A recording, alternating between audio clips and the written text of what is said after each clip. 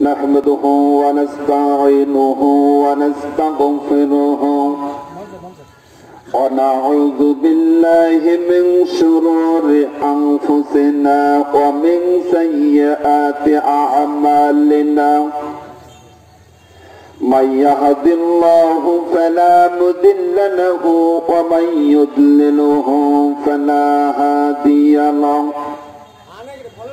ونشهد أن لا إله إلا الله وحده لا شريك له ونشهد أن محمدا عبده ورسوله الذي أرسله بالحق بشيرا ونذيرا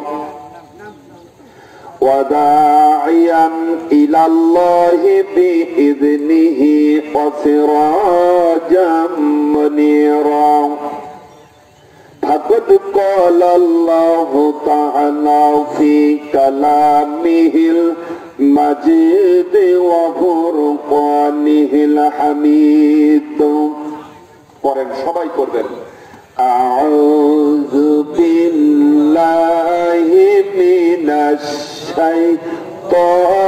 الشيطان الرجيم بسم الله الرحمن الرحيم والذي أرسل رسوله بالهدى ودين الحق ليظهره على الدين كله ولو كره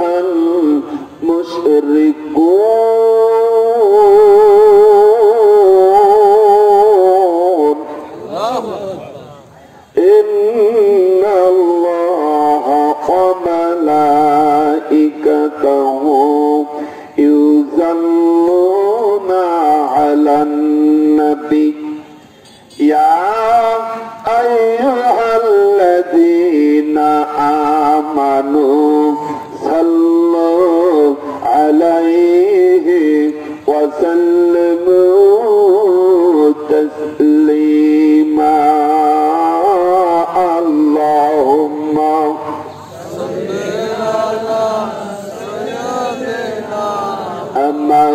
مولانا محمد وعلى آله سيدنا رسولنا محمد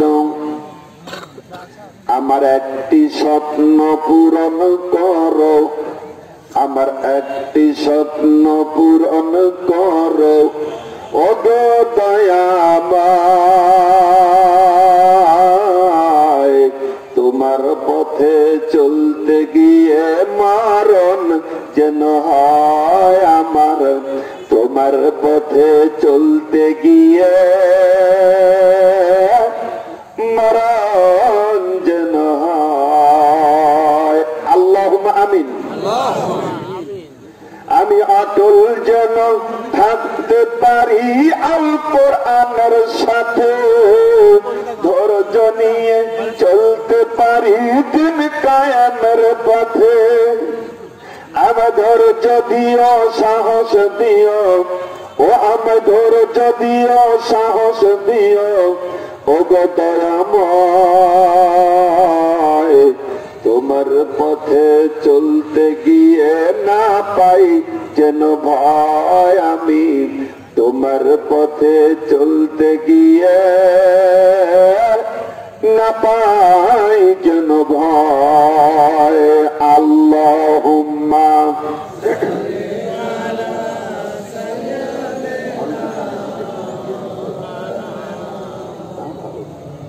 وعلى آله سيدنا شفيعنا محمد ذكر করি লা ইলাহা ইল্লাল্লাহ লা ইলাহা সবাই সবাই সবাই লা ইলাহা ইল্লাল্লাহ লা ইলাহা ইল্লাল্লাহ লা ইলাহা ইল্লাল্লাহ মুহাম্মাদুর রাসূলুল্লাহ সাল্লাল্লাহু আলাইহি ওয়াসাল্লাম।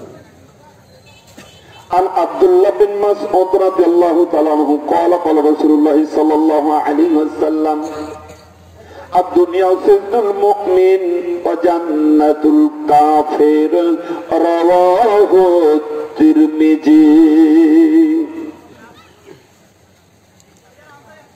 মুআজ্জাজ মুহতারাম হযরত উলামায়ে কিরাম উপস্থিত, আজকের মাহফিলের সম্মানিত সভাপতি, আমার বন্ধুবর, আমরা রাজশাহী ইউনিভার্সিটিতে একই সঙ্গে পড়াশোনা করেছি। আমরা সাবজেক্ট শুধু আলাদা, কিন্তু আমরা ইয়ারমেট।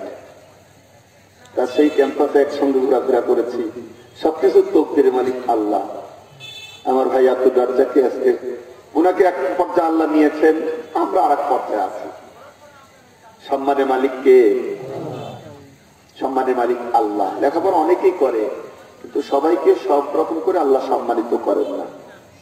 এর ভিতরে কাউকে বেশি দান করেন, কাউকে কম দান করেন। আমার ভাই, আমার বন্ধুগণ, জনাব আব্দুল রাজ্জাক এলাকার গৌরব, এলাকার অহংকার। এটা তার নিজের ব্যক্তিগত পিছনে একটা আল্লাহর দান, আল্লাহ পাকের অশেষ মেহেরবান। আজকে তিনি ওসি সাহেব তার চেয়েও উপর পর্যায়ে যাচ্ছেন, আলহামদুলিল্লাহ। আজকের মাহফিলের সম্মানিত সভাপতি বন্ধুবর জনাব আব্দুল রাজ্জাক সাহেব, আল্লাহ পাক তাকে হায়াতে তাইয়্যিবা দান করুক, আমিন। আল্লাহ তাকে সম্মান মর্যাদা আরো বাড়িয়ে দিক, আমিন। আজকের মাহফিলের প্রধান অতিথি বড়গ্রাম গুদ্দাসুবের সম্মানিত এমপি মহোদয়, আমাদের প্রিয় ব্যক্তি জনাব মোহাম্মদ অধ্যাপক আব্দুল কুদ্দুস সাহেব, অন্যান্য অতিথিবৃন্দ,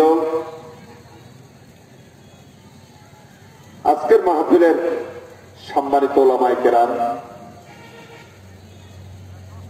আজকে প্রধান বক্তা মাওলানা মোহাম্মদ হাবিবুর রহমান যুক্তিবাদী সাহেব, আমার অত্যন্ত কাছের মানুষ, প্রিয় মানুষ, এবং মঞ্চে উঠার আগে আমি তার সাথে কথা বললাম। উনি আসতেছেন, রাস্তার ভিতরে আছেন, যথা টাইমে চলে আসবে ইনশাআল্লাহ। আজকের মাহফিল অন্যান্য আলেমে দ্বীন, বিশেষ করে আমার আরেকজন শ্রদ্ধাভাজন বড় ভাই, অত্র এলাকার বিশিষ্ট আলেমে দ্বীন মাওলানা মোহাম্মদ মুজিবুর রহমান সাহেব, আমার স্নেহস্পদ ছোট ভাই, আমার কলিগ, এলাকার গৌরব মাওলানা মাজহারুল ইসলাম, জনাব মাওলানা রফিকুল ইসলাম, নুরুল ইসলাম নিকজার, এবং ভাই পরিচালক আমার প্রিয় ভাই শ্রদ্ধাভাজন বড় ভাই জনাব মাওলানা রফিকুল ইসলাম সাহেব সহ অন্যান্য আলেমে দ্বীন, সামনে উপবিষ্ট পিতৃ সমতুল্য মুরব্বী কেরাম, তাওহীদি জনতার এক অংশ, অরুণ পথের তরুণ দল, বিপ্লবী সেনা সোনারের যুবকেরা, উচি কাচারা, পর্দার আড়ালে অবলা সবলা সরল মা ও বোনেরা, আরেকবার সালাম জানাচ্ছি, আসসালামু আলাইকুম ওয়া রাহমাতুল্লাহি ওয়া বারাকাতুহু। গোরস্থানের ময়দানে এসে সালাম দিছি, ঠিক আছে, কিন্তু মনে হচ্ছে একবারে সব মরা মানুষের কাছে দিছি। এত তেজ কম হলে তো হবে না, ভোল্টেজ এত কম কেন? ইমানদার মুমিন ব্যক্তির সবসময় তেজ বাঘের মতো গর্জনালা, কারণ এদের ইমান শক্ত মজবুত, এদের সাহসও বেশি, গর্জনও বেশি। জোরে বলে আলহামদুলিল্লাহ। শতকোটি দরুদ সালাম বিশ্ব মানবতার মুক্তির দূত সৈয়দুল মুরসালিন রাহমাতাল লিল আলামিন, নির্যাতিত নিপীড়িত মানুষের একমাত্র জনদরদি নেতা, বিশ্ব নেতা জনাবে মুহাম্মদ রাসূলুল্লাহ সাল্লাল্লাহু আলাইহি ওয়াসাল্লামের প্রতি দরুদ ও সালাম।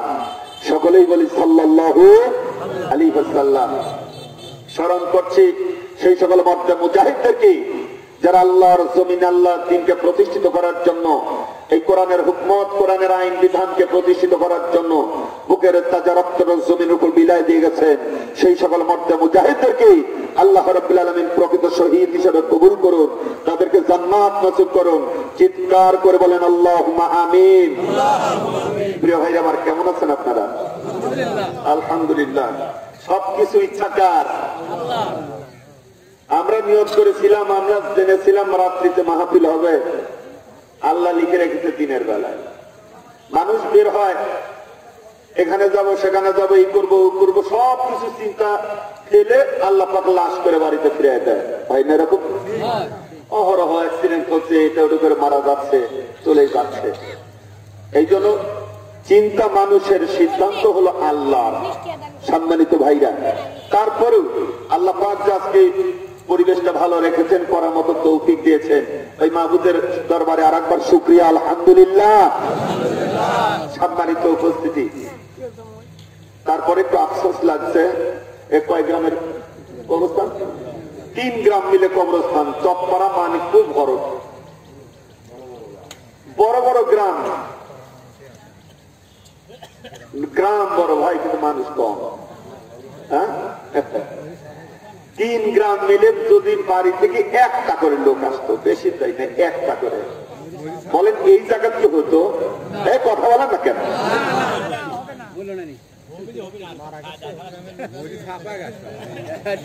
আবার ভাইরা, এখানে যদি এই জায়গা, এখানে পাশে যদি গান করা হতো, গান করা যদি হতো, তাহলে দেখতেন নি বাড়িতে যে কটা আছে ওগুলো কন্ডিশন দিয়ে চলে আসতো। আমার ভাইরা, এখানে আসতে হবে, মাপ নাই, আশাই লাগবে। যতই ইচ্ছা হোক অনিচ্ছা হোক, আশাই লাগবে। হয় হেঁটে আসা লাগবে, না হলে ঘাড়ে চড়ে আসা লাগবে। কি বলেন? আশা মাপ নাই, আসতেই হবে। তবে যখন ঘাড়ে চড়ে আসবে তখন আর পড়ার কিছু থাকবে না।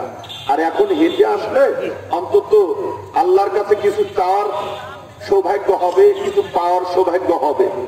এই জন্য সম্মানিত এলাকাবাসী, আমি অনুরোধ জানাচ্ছি, দোকানপাটে না বসে থেকে, এদিক সেদিক না থেকে চলে আসুন, দয়া করে কোরআনের মাহফিলে আসুন। যতক্ষণ বসে থাকবেন আল্লাহর রহমতের মধ্যে থাকবেন। সুবহানাল্লাহ। আল্লাহ পাকের কথা, মান তাবা ওয়া আমানা ওয়া আমিলা আমালান সলিহান ফাউলাইকা ইউবাদদিলুল্লাহু সাইয়্যাতিহিম হাসানাত। সূরা ফুরকান ৭০ নম্বর আয়াত।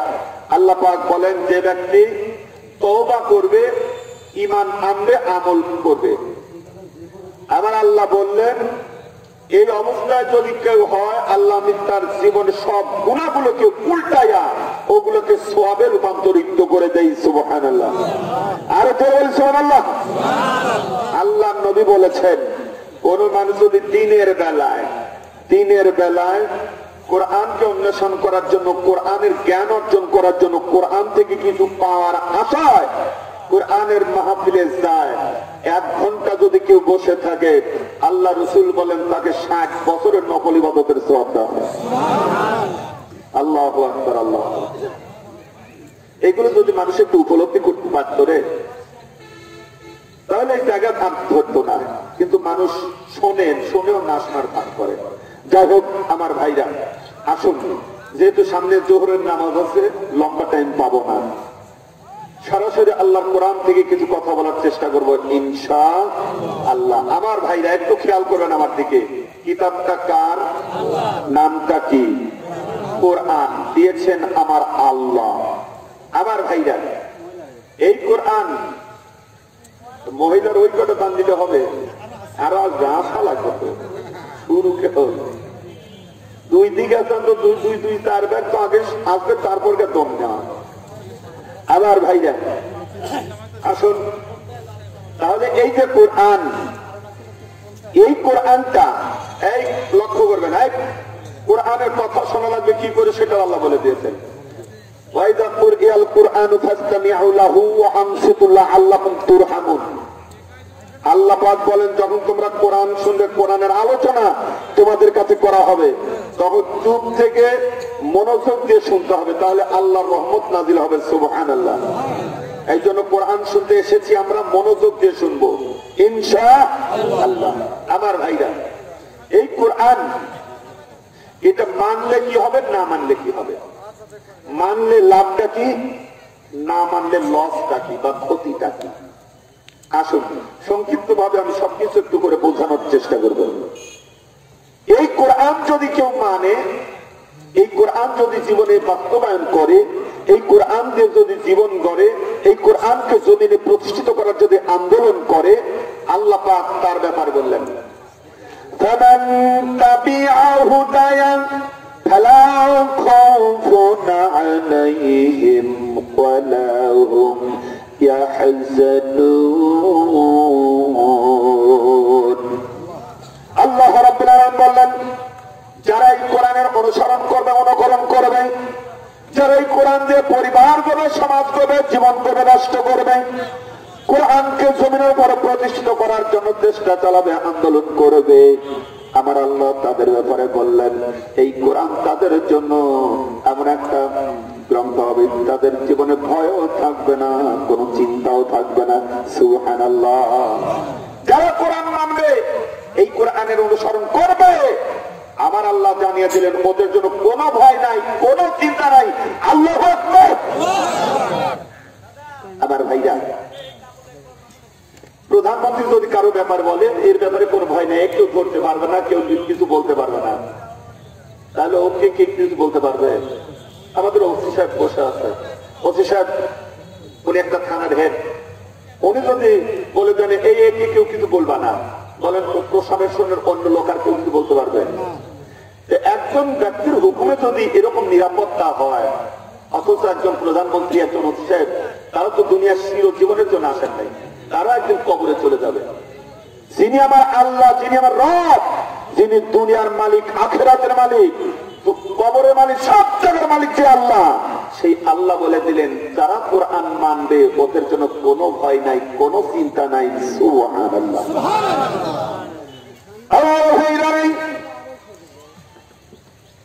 কিয়ামতের ময়দানে এই কোরআন পালন করে, কোরআন যারা অনুসরণ করবে, কোরআন যারা অনুকরণ করে চলবে, মেনে চলবে, কিয়ামতের ময়দানে এই কোরআন তাদের পক্ষে সাক্ষী দিয়ে আল্লাহর জান্নাতে পৌঁছায় দিবে। সুবহানাল্লাহ। عن أبي أمامة رضي الله تعالى عنه قال سمعت رسول الله صلى الله عليه وسلم اقرأوا القرآن فإنه يأتي يوم القيامة شفيعا لأصحابه رواه مسلم। হযরত আবু উমামা থেকে বর্ণিত, আল্লাহ নবী বলেন তোমরা কোরআন পড়ো, কোরআন শিখো, কোরআনের আমল করো, কিয়ামতের ময়দানে এই কোরআন তোমাদের জন্য সাক্ষী হবে, সুপারিশ করবে। সুবহানাল্লাহ। আমার ভাইরা, এই জন্য যারা কোরআনের আমলকারী হবে, আল্লাহ জানা দিচ্ছেন ওদের ভয় নাই, চিন্তা নাই। আল্লাহু আকবার। আমার ভাইরা,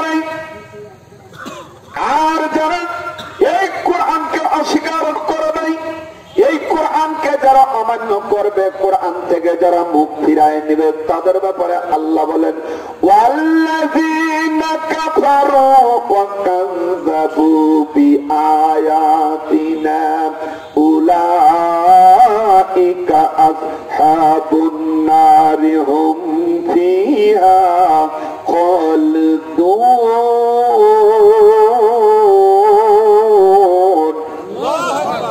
আল্লাহ রাব্বুল আলামিন বললেন যারা এটাকে অস্বীকার করবে, অমান্য করবে, এই কোরআন থেকে যারা দূরে থাকবে, এই কোরআনের সঙ্গে যারা শত্রুতা করবে, কোরআন থেকে যারা বিমুখ হয়ে থাকবে, আল্লাহ রাব্বুল আলামিন বললেন ওদের জন্য রয়েছে জাহান্নাম। সারাটা জীবন ধরে ওরা ওই জাহান্নামের আগুনে জ্বলবে। নাউজুবিল্লাহ। আমার ভাইরা, কোরআন থেকে দূরে থাকবা, কোরআনের পক্ষে চলবে, কোনো ভয় নেই, কোনো চিন্তা নেই। আল্লাহু আকবার। মানুষের জন্য সামনে ভয়ের সময় আছে কি নাই? তাকান, এই দিক তাকান, ওই দিক তাকান। এই যে যারা চলে গেছে, এই যে করে আছে, এটা একটা কঠিন জায়গা, কঠিন সময়। কথা বলেন, আরে বলেন যাদের আত্মীয় স্বজন চলে গেছে, আপনারা মিলে, গোটা সমস্ত এলাকার মানুষ মিলে ওনার জন্য কি একটু উপকার কিছু করতে পারবেন? ফেরেশতা কি থামাতে পারবেন যে খবরদার ফেরেশতা তোমার মাল পানি বেশি করে দিচ্ছে, কিছু বলবে না? আমি বড় নেতা, আমি বড় চাকরিজীবী, আমি বড় টাকাওয়ালা, আমি আমার ছেলেকে দিয়েছে, আমার বাবাকে মাটি দিয়েছে, ফেরেশতা কিছু বলতে পারবে না, কোনো ক্ষমতা রাখবে? গোটা পৃথিবী যদি একদিকে হয়, এক তিল পরিমাণ ওর কোনো উপকার করতে পারবে না, ঠিক কিনা? উপকার কি করতে পারবে?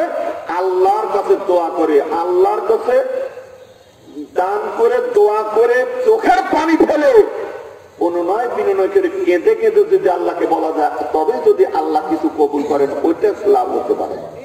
নিজের ক্ষমতা দিয়ে কোনো কিছু করার ক্ষমতা আমার ভাইরা, একটু বড় কঠিন জায়গা, বড় কঠিন জায়গা। এমন আযাব দিবে রে ভাই কবরের মাটিতে, গোলা ফেটে রক্ত ঝরবে চিৎকারের চোটেতে, ঠিক কিনা? ঠিক কিনা? শোনে রাখবা, জানবে আমার ভাই, জানবে। কিন্তু আল্লাহ বললেন, যারাই কোরআন মেনে চলবে ওদের জন্য দুনিয়ায় ভয় নাই, কবরে ভয় নাই, হাসরে ভয় নাই, ফুলসিরাতে ভয় নাই, ওদের জন্য কোন সময় চিন্তাও নাই। আল্লাহু আকবার। আর যারা কোরআনের সঙ্গে বিরোধিতা করবে, খালি দুনিয়া থেকে যে দেখো তোমার অবস্থাটা কি হয়। তোমার বাঁচানোর মতো কেউ থাকবে না, তোমাকে সুপারিশ করার মতো কেউ থাকবে না।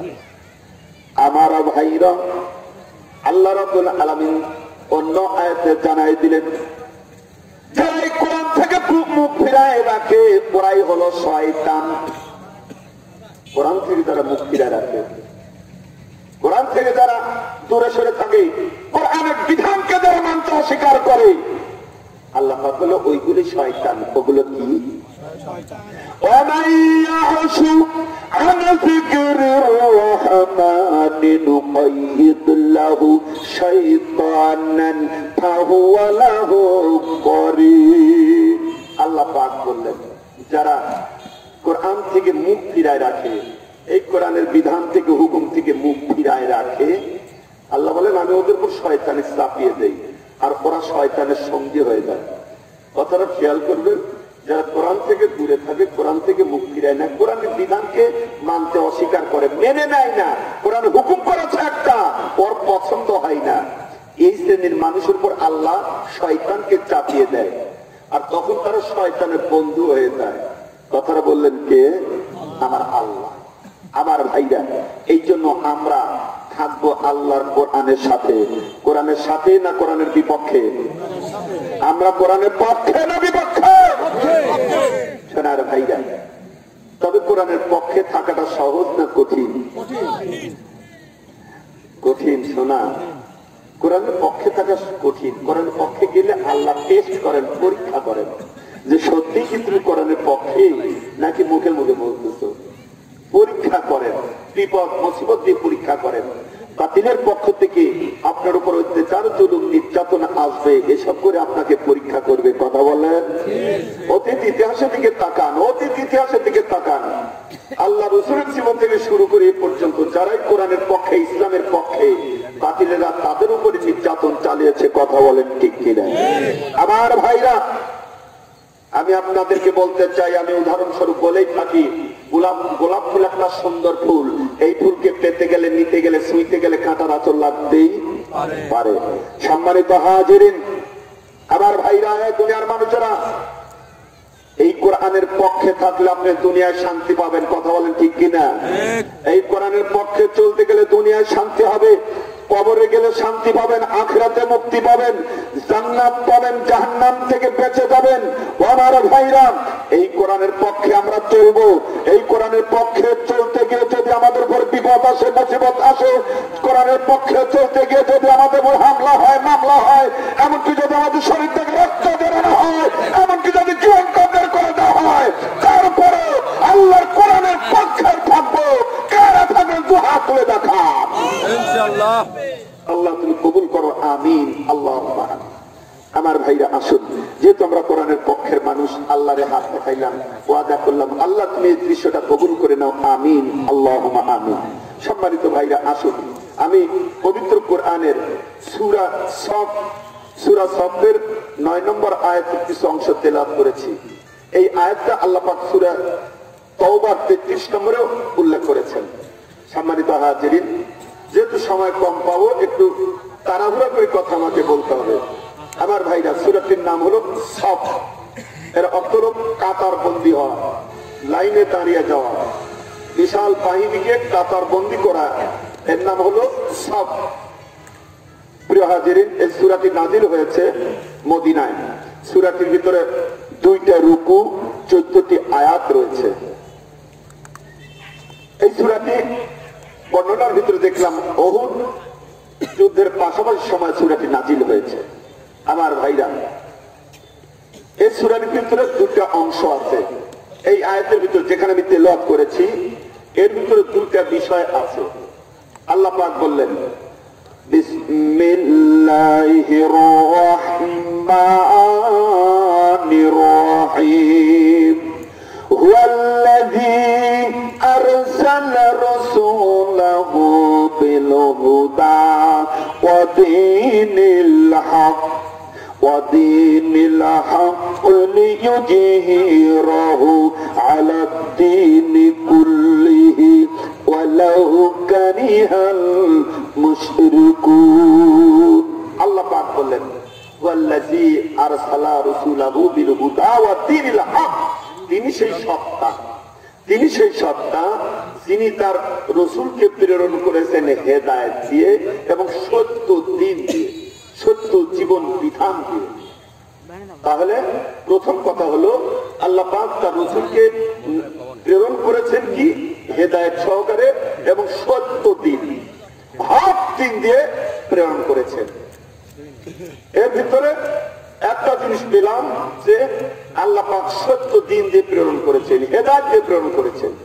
তার সাথে কি বললেন? লিইয়ুযহিরাহু আলা দ্বীনি কুল্লিহি, তাকে এই দায়িত্ব দিলেন যে এই সত্য দ্বীনটাকে বিজয়ী করা লাগবে দুনিয়ার উপরে। একটু মনোযোগ দিলে খেয়াল করে শুনবেন, এখানে 2টা বিষয় আছে। একটা হলো রাসূলকে প্রেরণ করা হয়েছে হেদায়েত এবং সত্য দ্বীন, জীবন বিধান। দ্বীন শব্দের অর্থ হলো জীবন বিধান। আলেম ওলামা আছে, দুই পাশে অনেক আলেম ওলামা আছে, এগুলো জানতে হবে। দ্বীন শব্দের অর্থ হলো জীবন বিধান, জীবন পরিচালনা করতে যে নিয়ম নীতি। আরবিতে বলা হয় দ্বীন, আমরা বলি ধর্ম। আসলে ধর্ম কোন কোরআন হাদিসের কথা নয়। আবার ভাইরা, তো রাসূলকে আল্লাহ পাক হেদায়েত দিয়েছেন এবং সত্য দ্বীন। কি দিন? কথা বলেন না কেন? কি দিন? সত্য দ্বীন, হক দ্বীন দিয়েছে। আর 2 নম্বর হলো সেই দিনকে, সেই বিধানকে, সেই ইসলামকে বিজয় করার জন্য আল্লাহ পাক তাকে নির্দেশ দিয়েছেন। যতটুকু তেলাওয়াত করেছি এর ভিতরে এই 2টা অংশ। আমার ভাইরা, তাহলে প্রথম কথা হলো সত্য দ্বীন। এইটা যে সত্য দ্বীন, তার প্রমাণে আল্লাহ রাব্বুল আলামিন জানিয়ে দিয়েছেন, ইন্নাদ-দীনা ইনদাল্লাহিল ইসলাম। আল্লাহ পাক বলেন ইন্নাদ-দীনা, সূরা আল ইমরান 19 নম্বর আয়াত, ইন্নাদ-দীনা ইনদাল্লাহিল ইসলাম, নিশ্চয়ই ইসলামকে আল্লাহ মনোনীত করেছেন যে আমার মনোনীত জীবন বিধান হলো ইসলাম। আল্লাহর মনোনীত জীবন বিধানের নাম কি? দ্বীনের নাম কি? আমরা বলি ধর্ম, বলি ধর্মই হলো, ধর্মের নাম কি? মনে রাখতে হবে, আল্লাহর কাছে পছন্দসই, আল্লাহর মনোনীত একমাত্র জীবন বিধান, একমাত্র দ্বীন হলো ইসলাম। ইসলাম ছাড়া যতগুলো আছে এটা আল্লাহর কাছে গ্রহণযোগ্য হবে না। আবার বিদায় হজের ভাষণের সময় আল্লাহ রাব্বুল আলামিন তার রাসূলকে জানায় দিলেন, এই দিনের ব্যাপারে বলে দিলেন, আল ইয়াউমা আকমালতু লাকুম দীনাকুম ওয়া আতমামতু আলাইকুম নি'মাতি ওয়া রাদিতু লাকুম ইসলামা দীনান। আল্লাহ রাব্বুল আলামিন রাসূলকে জানায় দিলেন, আল ইয়াউমা আকমালতু লাকুম দীনাকুম, হে নবী আমি কি করলাম? দ্বীনকে পরিপূর্ণ করে দিলাম। আজ থেকে দ্বীনকে, ইসলামকে আমি পরিপূর্ণ করলাম। ওয়া আতমামতু আলাইকুম নি'মাতি, এবং আমার নিয়ামত আমি আপনার উপরে প্রেরণ করলাম, নাজিল করলাম, আমি দিয়ে দিলাম। আর ইসলামকে আমি দিন হিসাবে মনোনীত করে দিলাম। ইসলাম কি? তাহলে আল্লাহর দেওয়া দিনের নাম কি? জোরে বলবেন সবাই। আল্লাহর দেওয়া মনোনীত দিনের নাম হলো ইসলাম। এই দুনিয়ায় অনেক ধর্ম আছে, আছে নাই? অনেক ধর্ম আছে, অনেক বিভিন্ন ধর্ম আছে প্রিয় ভাইরা আমার, কিন্তু আল্লাহর কাছে মনোনীত দিন বা ধর্মের নাম হলো ইসলাম। এই জন্য যারা ইসলাম গ্রহণ করবে, যারা দিন গ্রহণ করবে, যারা মুসলমান, শুধুমাত্র তারাই জান্নাতে যেতে পারবে, নইলে অন্য কোন ধর্মের মানুষ জান্নাতে যাবে না। কারণ আল্লাহ পাক বললেন সূরা ইমরান 85 নম্বর আয়াত, আল্লাহ রাব্বুল আলামিন বললেন ওয়া মান ইয়াবতাগি গায়রাল ইসলামি দীনান ফালাই ইউকবালা মিনহু ওয়া হুয়া ফিল আখিরাতি মিনাল খাসিরিন।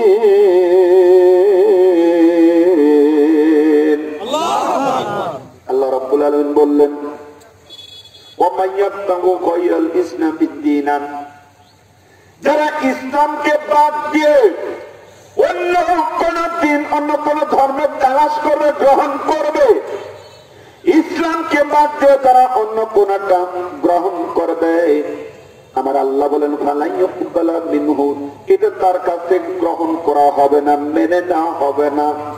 ইসলাম বাদে তুমি যেই ধর্ম গ্রহণ করো, আমার আল্লাহ বলেন ওটা গ্রহণ করা হবে না, মেনে নেওয়া হবে না। আর যারা এইটা গ্রহণ করবে, আল্লাহ পাক বললেন কিয়ামতের ময়দানে আখিরাতে তারা ক্ষতিগ্রস্ত হয়ে যাবে। ইসলাম বাদ দিয়ে অন্য যে কোনো মত, পথ, নিয়ম, নীতি, অন্য কোন ধর্ম, অন্য কোন দিন যেটাই গ্রহণ করে নিবে, আল্লাহ পাক বললেন কিন্তু তার কাছ থেকে গ্রহণ করবো না, মেনে নিব না, আমি আল্লাহ মেনে নিব না। বরং তারা কি হবে? আখিরাতে কঠিন শাস্তির মধ্যে ক্ষতিগত হওয়া মানে জাহান্নামে যাওয়া। আখিরাতে ক্ষতিগত হওয়া মানে জাহান্নামে যাওয়া, আর সফলতা অর্জন করা মানে জান্নাতে যাওয়া। তারা ক্ষতিগ্রস্ত হয়ে যাবে আখিরাতে। সেনারা ভাইরা, তাহলে এখানে প্রমাণিত হলো কি? আল্লাহর দেওয়া জীবন বিধানের নাম হলো ইসলাম। আর ভাইরা, কিন্তু কথা হলো আল্লাহ এত স্পষ্ট করে বলে দেওয়ার পরেও, জানায় দেওয়ার পরেও আজকে এক শ্রেণীর মানুষ আছে ওই ইসলামের বিরোধিতা করে। কথা বলেন, মনে হয় অন্যদিক খেয়াল করে আছেন। এত জানার পরে যে কোরআন যে বুঝায় দেওয়া হলো অনেক কটা আয়াত দিয়ে, যে একমাত্র আল্লাহর কাছে মনোনীত প্রচন্ড জীবন বিধান হলো ইসলাম। এই জানা বুঝার পরেও এক শ্রেণীর মানুষ আছে এই ইসলামের বিরোধিতা করে। করে কি করে না? তারা বুঝি সবাই বিধর্মী নাকি? সব কি অন্য ধর্মের? আরে মুসলমান নামের মুনাফিক আছে, আছে কি নাই? আমরা মুসলমানরা আসলে কোন ধরনের মুসলমান? সময় কম তো, আমি তো আসলে অন্যদিকে যেতে পারি না। এক জায়গায় গ্রামীণ সিম বিক্রি হচ্ছে, গ্রামীণের সিম বিক্রি করতেছে। এই যে মেলা লাগায় না, সিমের মেলা বিক্রি করতেছে। তো ওই গ্রামীণের কিছু কর্মী বাহিনী ওরা ক্যাপ করেছে, জার্সি করেছে, তারপরে ধরেন ওরে টাকা খাতে, বেতন খাতে, সকল সুযোগ সুবিধা তারে ভোগ করতেছে, আর ওই সিম বিক্রি করতেছে। এর ভিতরে একজনের দেখা গেল যারা বিক্রি করতেছে ওর মোবাইলে আবার বাংলা লিঙ্কের সিম। জিজ্ঞাসা ব্যাপার, ভাই আপনি গ্রামীণের সিম বিক্রি করছিলেন, গ্রামীণের বেতন খাচ্ছেন, গ্রামীণের ক্যাব করছেন, গ্রামীণের জার্সি করে আছেন, সবকিছু গ্রামীণের, আর আপনার মোবাইলের ভিতরে বাংলা সিম, ব্যাপারটা কি? ভাই একটা শুনতে পাই তো। আচ্ছা বলেন তো, এই লোকটাকে কি বলবেন আপনি? যে ব্যক্তি সবকিছু ভোগ করতেছে গ্রামীণের আর ব্যবহার করতেছে বাংলা লিঙ্গের, একে কি গ্রামের ভাষা কি বলবো? সিটার। কি বলবেন? সিটার। তাই বলা হবে না? এখন প্রশ্ন হলো, আমরা বেঁচে আছি কার হায়াত নিয়ে? কার দেওয়া রিজিক আমরা ভক্ষণ করছি, কার দেওয়া শক্তি নিয়ে চলাফেরা করছি। আপনি বলতে পারবেন যে এটা আমার আল্লাহর না আমার নিজের তৈরি করা, এটা কোনো ক্ষমতা আছে? সবকিছু আল্লাহর দেওয়া জিনিস ব্যবহার করতেছেন, ভোগ করতেছেন, খাচ্ছেন, পড়তেছেন, সব করতেছেন, আর বিধান মানতেছেন, হুকুম মানতেছেন, মানুষের তৈরি করা আইন। তাহলে এই মুসলমানকে কি মুসলমান বলবে? আমরা কি মুসলমান? মানে বলতে একটু আপত্তি লাগছে। যারা খায় পরে আল্লাহর হুকুম মানে করে তগুদের, আইন মানে তগুদের, এরা হলো সিটার মুসলমান। কি মুসলমান? সিটার মুসলমান।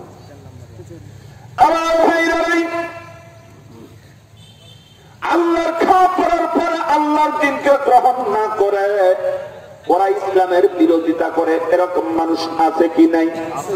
সোনারের দরদরে ইসলামের বিরোধিতা যারা করে এদের ভিতরে 3 শ্রেণীর মানুষ রয়েছে। ইসলামের বিরোধিতা যারা করে অতীতের ইতিহাস থেকে লক্ষ্য করা যায়, যারা ইসলামের সঙ্গে শত্রুতা করেছে এদের মধ্যে 3 শ্রেণীর মানুষ। 1 নম্বর হলো শাসক শ্রেণী। 1 নম্বর ইসলামের শত্রুতা করেছে শাসক শ্রেণী। আবু জেহেল, আবু লাহাব, উতবা, সাইবা, যদিও ওই সময় সেখানে রাষ্ট্রীয় শাসন ছিল না, গোত্রীয় শাসন ছিল। ওরা এক একজন ছিল এক একটা গোত্রের প্রতিনিধি, নেতা। এই নেতারা চিন্তা করলো যদি মুহাম্মাদের ইসলাম প্রতিষ্ঠিত হয়ে যায় তাহলে আমাদের নেতাগিরি থাকবে না, তাহলে আমাদের কর্তৃত্ব নেতৃত্ব থাকবে না, অতএব কোন অবস্থায় ইসলামকে প্রতিষ্ঠিত হতে দেওয়া যাবে না। ঠিক কিনা? এই চিন্তা করে তারা জানতো কিন্তু মোহাম্মদ সত্য, আল্লাহ সত্য, ইসলাম সত্য, জানার পরেও তারা বিরোধিতা করেছে, কারণ তাদের কর্তৃত্ব নেতৃত্ব থাকবে না। এই জন্য 2 নম্বর হল ধনী শ্রেণীর মানুষেরা। এই ধনী শ্রেণীর মানুষেরা এরা ইসলামের বিরোধিতা করে। লক্ষ্য করে দেখবেন প্রথম থেকেই ইসলামের পক্ষে সবসময় গরিব মানুষ বেশি। কথা বলেন? এখনো তাকান, এখানে যারা আসছি আমরা মাহফিল এসছি বেশিরভাগ সাধারণ মানুষ। আমরা এখানে বড় বড় অফিসার, বড় বড় কোটিপতি, টাকাওয়ালা এরা কিন্তু তেমন আসে না। খালি এখানে না, এখানে কথা বলছি না, আমরা মাহফিলে যাই, সকল জায়গায় দেখি সাধারণ মানুষগুলো কোরআন শোনার জন্য আগ্রহ করে আসে, চাতক পাখির মতো বসে থাকে কোরআন শোনার জন্য। আর ওই যে যারা ফুটানি মারে ওরা ফাঁকি ফুটানি মারে, আছে কি নাই? শহরে যান, যারা শহরে তাকে বুঝে কোটি কোটি টাকার মালিক, রাজ্যে নাইট ক্লাবে যা কোটি কোটি লক্ষ লক্ষ টাকা পুরাচ্ছে, কোথায় যায় টাকা পুরাচ্ছে, কোন জায়গায় নষ্ট করতেছে, কিন্তু ইসলামের ধারে কাছেও নাই। কথা বলেন ঠিক কিনা? যারা বড় বড় বোতল খাচ্ছে, নষ্ট করতেছে টাকা, কিন্তু কোরআনের মাহফিলের জন্য যদি 1000 টাকা পান এখানে দেবে না। এরা সবসময় ইসলামকে এড়িয়ে চলে। এই ধনী শ্রেণীর মানুষরা ইসলামের বিরোধিতা করে। 3 নম্বর হল স্বার্থবাদী আলেম। কারা? স্বার্থবাদী আলেম। এখন বলে তো আমার গা বলে আসবে, বলবেন আপনারাই আসি, আমরাই আছি। দাড়িওয়ালা, টুপিওয়ালা স্বার্থবাদী। এরা হলো স্বার্থের জন্য ওরা ইসলামকে 2 রকম করে ফেলে, কুলসিত করে ফেলে। আবার ভাইরা এখনো লক্ষ্য করা যায় 1 শ্রেণীর আলেম ওলামা আছে, তারা সত্যিকারের দিনমুখী, ইসলামমুখী, আল্লাহর জমিনে আল্লাহর দিন প্রতিষ্ঠিত করার জন্য আপ্রাণ চেষ্টা চালিয়ে যাচ্ছে, জীবন দিচ্ছে, অর্থ দিচ্ছে, সব দিচ্ছে। আর 1 শ্রেণী আছে খালি মোটে মোটে টাকা নিয়ে বস্তা বোঝাই করতে, বুড়ি মোটা করতেছে, আছে নাই? এরাই কিন্তু আবার ইসলামের বিরোধিতা করে। দাঁড়িয়ে রেখে টুপি পরে আলেম নাম দিয়ে এরা ইসলামের বিরোধিতা করছে। আমার ভাইরা, দুঃখজনক হলো সত্য, আমার প্রশাসনের ভাই আছে, সব খবর রাখেন, জানেন বাংলাদেশের জন্য এখন বড় একটা চ্যালেঞ্জ হয়ে দাঁড়িয়েছে। এই আলেমদের মধ্যে 2 ভাগ হয়ে গেছে। এক ভাগ আমরা বলি যে কওমি আর আলিয়া, কওমি আর আলিয়া, এরকম একটা 2 ভাগ হয়ে গেছে। আপনারা সবসময় খেয়াল করতেছেন, শুনতেছেন। এদেশে মিজানুর রহমান আজহারী সাহেব, আমি মনে করি এটা আল্লাহর একটা নিয়ামত। আল্লাহ পাক তাকে যে বাংলার জমিনে প্রেরণ করেছেন। আমি মনে করি এটা আল্লাহর একটা নিয়ামত, কথা বল ঠিক কিনা? মিজানুর রহমান আজহারী সাহেবের চেহারা দেখার জন্য লক্ষ লক্ষ লোক হয় না, তার মুখে সুন্দর কোরআনের অমেয় বাণী, রসুলের হাদিসের বাণী শোনার জন্য মানুষগুলো পাগলের মতো ছুটে আসে, কথা বল ঠিক কিনা? যেটা রেকর্ড ভঙ্গ করেছে, রেকর্ড ভঙ্গ করেছে। প্রশাসনের লোক দিয়ে সেখানে নিয়ন্ত্রণ করতে হয়, এত লক্ষ লক্ষ লক্ষ লোক সেখানে জমায়েত হয়। কিন্তু আপনারাও বক্তব্য শুনেছেন, আমিও শুনেছি। আজহারী সাহেব, মিজানুর রহমান আজহারী সাহেব কি এমন কথা বলে, কোন দেশদ্রোহী কথা নাই, কোন রাজনৈতিক কথা নাই, কোন আলেমের বিরুদ্ধে কথা নাই, কিন্তু এক শ্রেণীর কুলাঙ্গার আলেম এরা সহ্য করতে পারতেছে না। কথা বলেন, কথা বলেন, সহ্য করতে পারে না। একই মঞ্চে আগের দিন তিনি বক্তব্য দিয়ে যান, দিয়ে অন্য যে বক্তা আসবে তার প্রশংসা করে যায়, আর সেই বক্তা পরের দিন এসে এই বেচারাকে আবার গালিগালাজ করে, বাটপার বলে।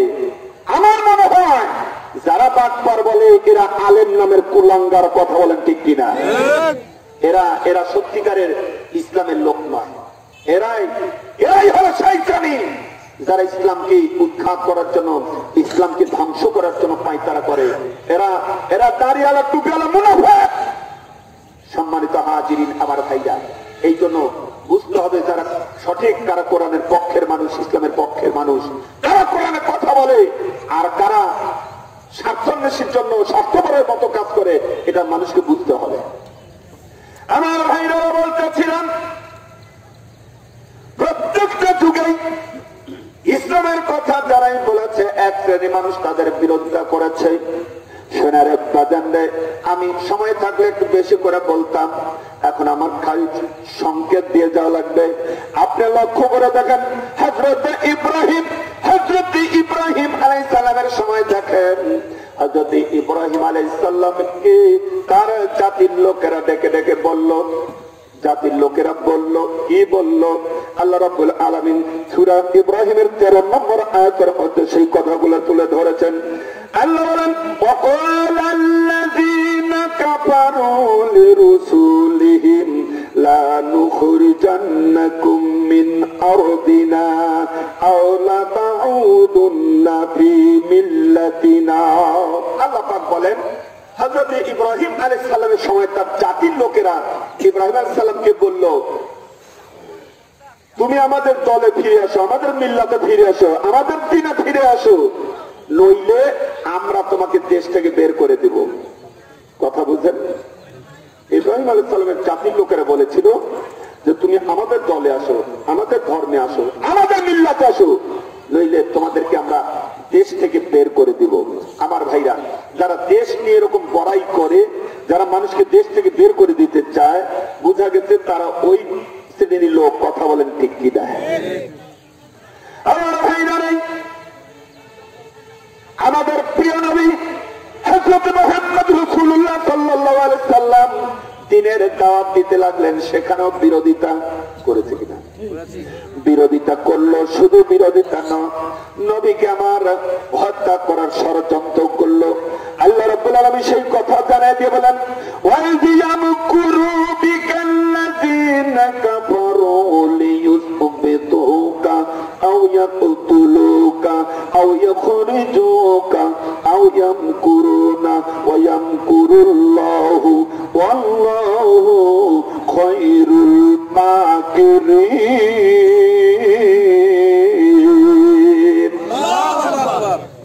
এখানে আল্লাহ পাক বলেন, নবী স্মরণ করেন সেই সময়ের কথা, যখন আপনাকে নিয়ে ওরা ষড়যন্ত্র করল, কাফেররা ষড়যন্ত্র করল।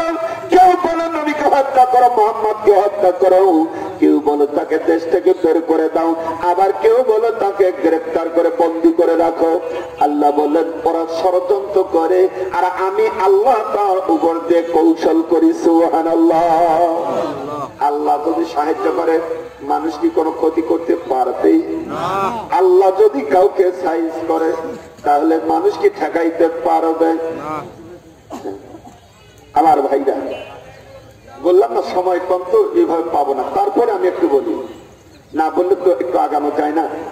আমার ভাইরা, তাহলে ইসলামের বিরোধিতা করেছে আর একটা দল, যারা স্বার্থপর ধনী শ্রেণীর মানুষ। এই ধনী শ্রেণীর মানুষরা ইসলামের বিরোধিতা করেছে। কথা বলেন ঠিক কিনা? সম্মানিত ভাইরা, যারা যত ধনী হয়, টাকার গরম বেশি হয়, তারা ইসলামের বিরোধিতা করে বেশি। কথা বলেন, কথা বলেন। আদ জাতি সামুদ জাতি, আদ জাতি সামুদ জাতি, এই আদ জাতি সামুদ জাতি এদেরকে আল্লাহ এত অর্থ সম্পদ দান করেছিল, বিশাল বিশাল অট্টালিকা, এমন কোন অভাব তাদের ছিল না। কিন্তু এরা বেশি সম্পদের কারণে এরা শয়তানের পথে চলে গেল। এরা মূর্তি পূজা করলো, আল্লাহ শত্রুতা করলো, আল্লাহর সঙ্গে শিরক করলো। আল্লাহ পাক আদ জাতিকে ধ্বংস করে দিলেন। কথা বলেন ঠিক কি দেন? এরপরে আসলো সামুদ জাতি। সামুদ জাতি ওই একই লাইন। ঘটনা সুন্দর করে উপস্থাপন করতে পারতাম যদি সময় থাকতো। সামুদ জাতি একই অবস্থা। সামুদ জাতিকেও আল্লাহ অর্থ সম্পদ দিলেন, অনেক ধন সম্পদ দিয়েছেন, বিশাল বিশাল অট্টালিকা তারা তৈরি করেছিল। কিন্তু অর্থের গরমে ওরা ইসলাম থেকে বিচ্যুত হয়ে গেল, অন্য পথে চলে গেল। আমার ভাইরা রে, সামুদ জাতিকে হেদায়েত করার জন্য আল্লাহ রাব্বুল আলামিন হযরত সালেহ আলাইহিস সালামকে পাঠিয়ে দিলেন। হযরত সালেহ আলাইহিস সালামকে পাঠিয়ে দিয়ে আল্লাহ বলেন, ওয়া ইলা সামুদা আখাহুম সালিহান। আল্লাহ বলেন, আমি তাদের ভাই সালেহ আলাইহিস সালামকে পাঠিয়ে দিলাম। হযরত সালেহ আলাইহিস সালাম এসে যখন তার জাতির লোকদেরকে ইসলামের দাওয়াত দিলেন, আল্লাহর কোরআনের দিকে, আল্লাহর দিকে দাওয়াত দিলেন, ডাক দিলেন, তিনি বললেন, ক্বালা ইয়া কওমি ইবুদুল্লাহ ওয়া মা লাকুম মিন ইলাহিন গায়রুহু। হযরত সালেহ আলাইহিস সালাম তার জাতির লোকদেরকে বললেন, আমার জাতির লোকেরা, তোমরা একমাত্র আল্লাহর ইবাদত করো, একমাত্র আল্লাহর দাসত্ব করো, গোলামি করো, আল্লাহ ছাড়া কোন ইলাহকে মেনো না। আমার ভাইরা, এই জাতির লোকেরা তার সঙ্গে বিরোধিতা করলো। জাতির লোকেরা বলল, ও সালেহ, তুমি যে নবী, এর প্রমাণ কি? তুমি কিসের নবী?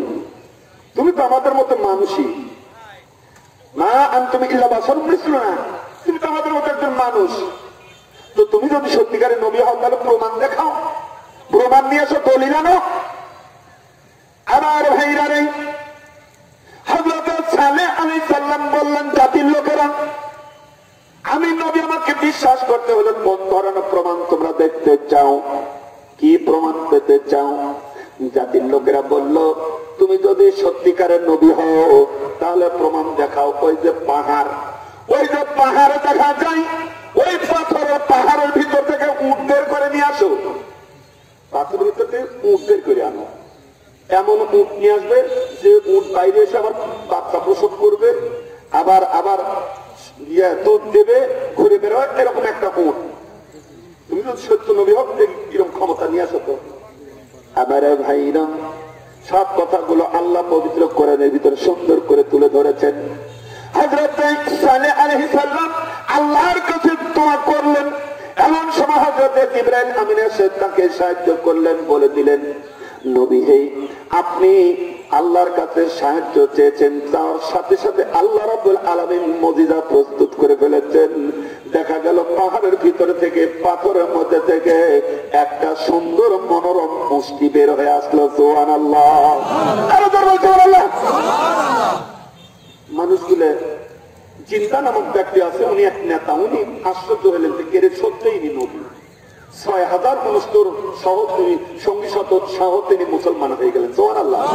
কিন্তু প্রভাব শ্রেণীর লোকেরা বলে জাদুকর, তাজা জাদুকর। এর পাথরের মধ্যে কোন উদ্ধার করা যায়? পাহাড়ের ভিতরে উদ্ধার করে দেয়, তাজা জাদুকর।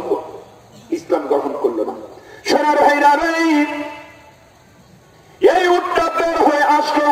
উট বের হয়ে আসার পরে ওদের সামনে প্রসব করলো, বাচ্চা প্রসব করলো, দুধ দান করলো, উটটা ঘুরে বেড়ায় খাচ্ছিল। আমার ভাইরা, সব কথাগুলো আমি আপনাদেরকে কোরআন দিয়ে একরকম করে বুঝাই দিতে পারতাম, কিন্তু সময়টা হচ্ছে না, আমি সংক্ষিপ্ত করলাম। আমার ভাইরা, এই উট বাচ্চা দিচ্ছে, পাথরের ভিতর থেকে বের হয়ে এসে বাচ্চা দিল, সুন্দর করে ঘুরে বেড়ায়। আল্লাহ রাব্বুল আলামিন ওই জাতিকে, সালেহ আলাইহিস সালামের জাতিকে সামুদ দিলেন, তোমরা এই উটকে কিছু বলবা না, এই উট ঘুরে বেড়াবে, উট যেখানে খুশি সেখানে যাবে, যার জমি খুশি তার জমি খাবে, যেখানে পানি খাওয়া খুশি পানি খাবে, যেখানে ঘাস খাওয়া ঘাস খাবে, তোমরা কেউ কিছু বলতে পারবা না। তবে তোমরা যদি কেউ কোনো অসৎ উদ্দেশ্যে তাকে স্পর্শ করো, সঙ্গে সঙ্গে কিন্তু তোমাদের উপরে আযাব এসে যাবে। এত সুন্দর উট বের হয়ে আসলি, মনোরম দৃশ্য, আল্লাহু আকবার। এই উট ঘুরে বেড়াতে লাগলো। আমার ভাইরা, সামুদ জাতির পানি পান করার জন্য কূপ দিয়েছিলেন আল্লাহ, একটা কূপ, বড় কূপ। এই কূপে ওরাও পানি পান করতো, মরুভূমির অঞ্চল তো পানি পান করতো, ওদের ওই জীবজন্তু গুলোকে ওখানে পানি পান করাতো। এই উট আসার পরে, আল্লাহর এই উটটা আসার পরে ওদের পানি পান করে। অন্যদিন সামুদ জাতির গোষ্ঠী ধরে খায়, পানি এক দিন পরিমাণ কমে না। এই উঠে যেই চোষক দিয়েছে পানি সাপ একবার খেয়ে ফেলে। আবার ভাইরা, উট চলে যায়, পানি আবার খুব ভর্তি হয়ে যায়। হযরত সালেহ আলাইহিস সালামের কাছে লোকজন চলে আসলো, ও সালেহ সালাম, এ কি অবস্থা হলো, তাহলে আমরা পানি পাবো কই? আল্লাহর তরফ থেকে ঘোষণা হয়ে গেল, নবী বলে দিন আমার উট একদিন পানি খাবে আর ওই জাতির লোকের একদিন খাবে। বলে দাও, তোমরা একদিন খাবে পানি, এরা একদিন খাবে। জাতির লোকের একদিন পানি খাবে আর উট একদিন খাবে। উট যেদিন পানি খাবে এদিন তোমরা যাবে না। ওরা বললো তাহলে আমরা ওই দিন কি খেয়ে বাঁচবো? আমার আল্লাহ বলে দিলেন, ওদেরকে বলো দুধ দহন করুক, ওই উটের দুধ নিয়ে ও দুধ খাবে। আমার ভাইরা, জাতির লোকের লাইন ধরে ধরে উট দহন করতে লাগলো, দুধ দহন করতে লাগলো। দুধ দহন করে করে পাতিল ভর্তি করে, কলস ভর্তি করতে করে নিয়ে যায়, একটা তিল পরিমাণ দুধ কমে না। সুবহানাল্লাহ। তাহলে একদিন পানি পাচ্ছে, একদিন আবার দুধ পাচ্ছে, লাভ বেশি হচ্ছে না? এই দুধ নিয়ে যা আবার মাখন তৈরি করে, ঘি তৈরি করে, এগুলো তৈরি করে করে আবার বাজারে বিক্রি করে। আহারে, এদিকে পানিও খায়, আবার এইদিকে লাভ হতে গেল। 3 দিন ওরা আরো ধনী হয়ে যেতে লাগলো। আল্লাহু আকবার। সব কার ইচ্ছা? আমার ভাইরা, ও দরুদিরা, এভাবে 4টা বছর কেটে গেল। কিন্তু কথায় বলে, সুখে খাইতে ভূতে কিলাই। সুখে খাইতে ভূতে কিলাইতে লাগলো রে। একদিকে পানিও পাচ্ছে, আবার দুধ পাচ্ছে, বড় লোক হয়ে যাচ্ছে। কিন্তু এক শ্রেণীর মানুষ এটা মেনে নিতে পারলো না। এর ভিতরে শয়তান গুতাইতে লাগলো, গুতাইতে লাগলো। এই উঠাসে অমুকের জমি ঢুকে এই করে, ওই করে, সব কি অবস্থা, আরে এসব জাদুর জিনিস তুলে তো হত্যা করো, মেরে ফেলে দাও, এর রাখবো না। কিন্তু কেউ সাহস করে না, কেউ সাহস করে না, কারণ জানে এটা আল্লাহর উট। আমার ভাইরা, কেদার মিসদাহ নামক 2 জন যুবক, কেদার মিসদাহ নামক 2 জন যুবক আরো কিছু যুবকের সাথে করে নিয়ে ওরা মদ খাচ্ছে। মদ খেয়ে খেয়ে ওরা পরামর্শ করতে লাগলো, এই উটে হত্যা করা হবে। আর বললে কি হবে? কিছু কুয়ার আছে না, কুয়ার কি হবে, কি হবে মানলে? হ্যাঁ, কি হয় না হয় পরে তো বুঝতে পারে। আর ভাইরা রে, একটু কিছু গন্ধ লাগে, লাগা লাগা, যা হয় আমার হবে। পরে যখন একটা কিছু ঘটে যান, পুলিশ যখন আসে ধরতে, ও দৈরেনের আগে থাকে। হুকুমদার বেলা খুব ভালো হয়, তেজ দেখাতে যায়, কিন্তু পরে ট্যাকেল দেওয়া কঠিন না। আর ভাইরা রে, এরা কর্ম করলাম, মার ভয় কি হবে? আল্লাহ কি করবে? সেনার উপরে ষড়যন্ত্র করলো, ওরা উটকে মেরে ফেলবে।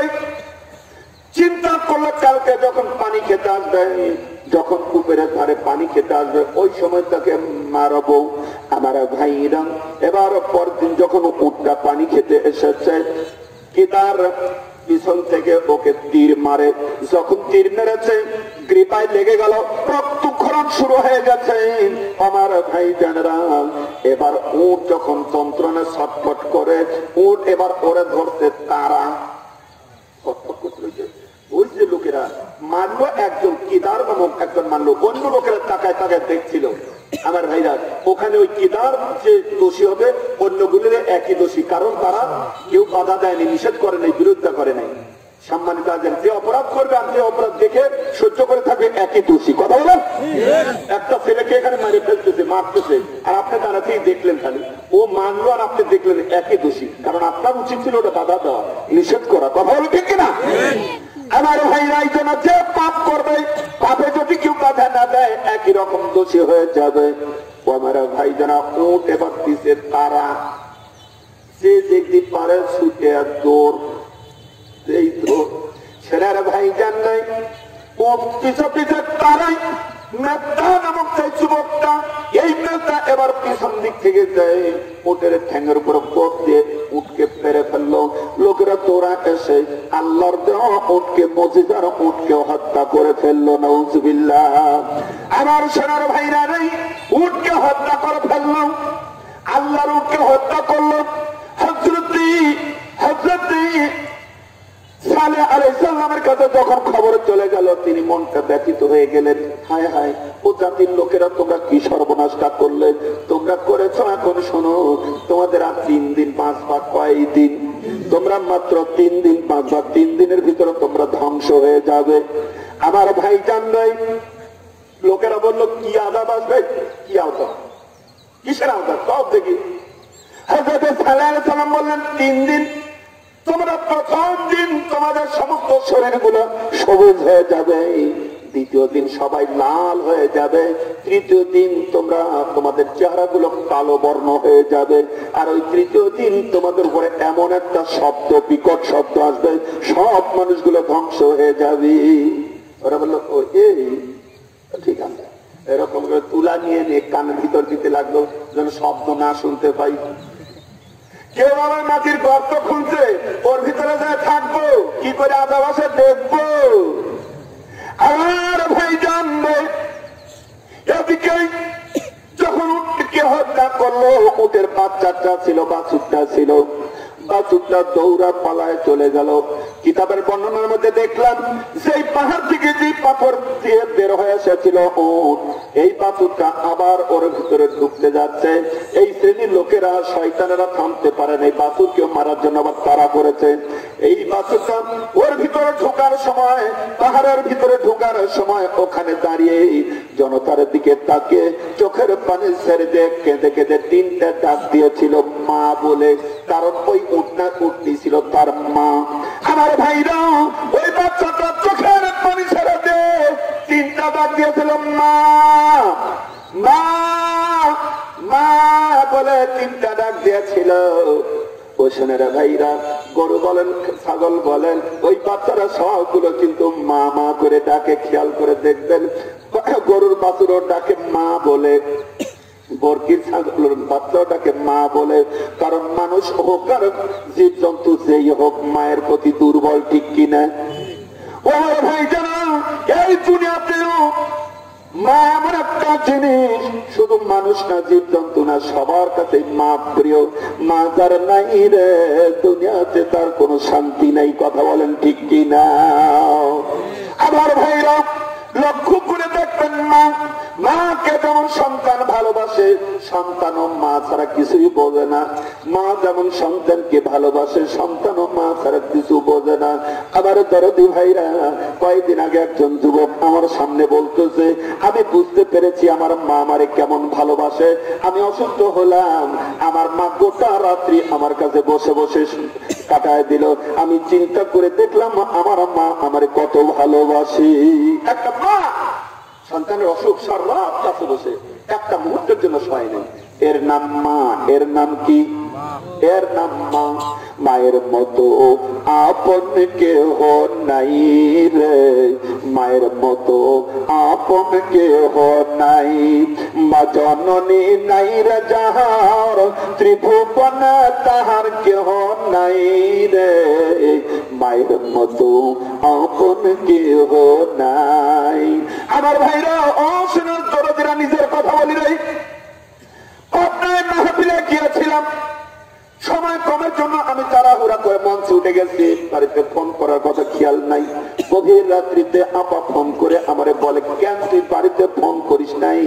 একটা মুহূর্তের জন্য মা ঘুমাইতে পারছে না। ও সোনার ভাইরা, এই মা কি বলবো রে, একটা সন্তানের কাছে মা কত প্রিয় রে। কয়েকদিন আগে একটা মহিলা আমার গ্রামে মারা গেল। দুটা ছোট্ট ছোট্ট বাচ্চা রেখে গেছে। আমি দোয়া করতেছিলাম, আমার পাশে বসে ছোট্ট ছোট দুটা বাচ্চা চোখের পানি ছেড়ে দিয়ে কেমন করে ফোপায়া ফোপা মায়ের জন্য কান্দে। আবার দরদি ভাইরারি, এই মায়ের কথা কি বলবো রে, মাকে যদি না পায় বাচ্চারা যেন কেমন হয়ে যায়। মাহফিল করে একটা নামলাম, ছোট্ট একটা বাচ্চা হাতখানা ধরে নিয়ে গেল, হুজুর গো একটু আমার জন্য দোয়া করবেন, আর একটা কথার উত্তর দেবেন আমারে। কি বাবা বলো? ছোট্ট বাচ্চা বলতেছে, হুজুর আমার মা নাই, আমার মা নাই, হুজুর আমার মা নাই। হুজুর গো আমি যখন পড়তে বসি আমার বইয়ের ভিতরে যেন আমি আমার মায়ের ছবি দেখতে পাই। আমি যেখানে যাই যেখানে যাই শুধু আমার মাকে যেন আমি দেখতে পাই। কি করে আমি আমার মায়ের কথা ভুলবো? আপনার আমার পরামর্শ দিবেন। জিজ্ঞেস করলাম, বাবা তোমার আব্বা আছে? বলে হ্যাঁ আব্বা আছে। তোমার আব্বা কি আর একটা বিয়ে করেছে? হুজুর আমার আব্বা আর একটা বিয়ে করেছে। হুজুর গো কিন্তু আমার এই সৎ মা আমারে দেখতে পারে না, আমার সৎ মা আমারে মেনে নিতে পারে না, একটা মুহূর্তের জন্য ভালো ব্যবহার করে না। হুজুর গো আমার মনের ভিতরে বড় কষ্ট। আমার এই সৎ মা আমার আব্বার সঙ্গে বিভিন্ন কথা বলে আমাকে শত্রু বানায় দিয়েছে। আমার ভাই জানবে একটা সন্তানের যখন মা মারা যায়, লক্ষ্য করে দেখবেন কয়েকদিন পর গ্রামের ভাষায় বলে মা মারা গেলে বাবার তাওই হয়ে যায়, বলে কি বলে না? আমার ভাই জানেরা দরদিরা রে, এই জন্য কি বলবো রে, মায়ের কথা কি বলবো রে শোনা। যার মা নাই রে দুনিয়া তার কষ্ট আর কষ্টই শুধু দেখা যায়।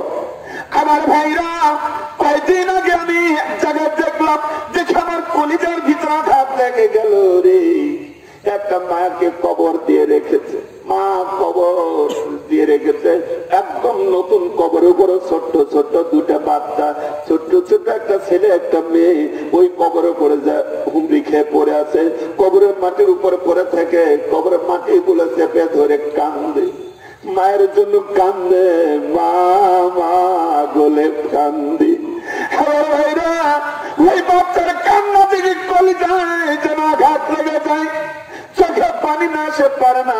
ওই বাচ্চার দৃশ্য দেখে রে ওই বাচ্চাগুলো কবর উপর পড়ে থেকে মায়ের জন্য কেঁদে কেঁদে বলতেছে, অন্ধকার কবরে কেমন আসু মাওজার, একবার খবর কেউ তো দিল না। এই দুনিয়ার উপরে কত মানুষ দেখি মাওলার, তোমার সোনামো খানা চোখে পড়ে নাই। দুনিয়ার উপরে কত মানুষ দেখি মাওলার, তোমার সোনা চাঁদ মুখ খানা চোখে পড়ে না। শত পায়ের কথা শুনে কত গাল পারলে বাবা, শত পায়ের কথা শুনে কত মার মারলে বাবা, একটা বার আদর কেউ তো করলো না।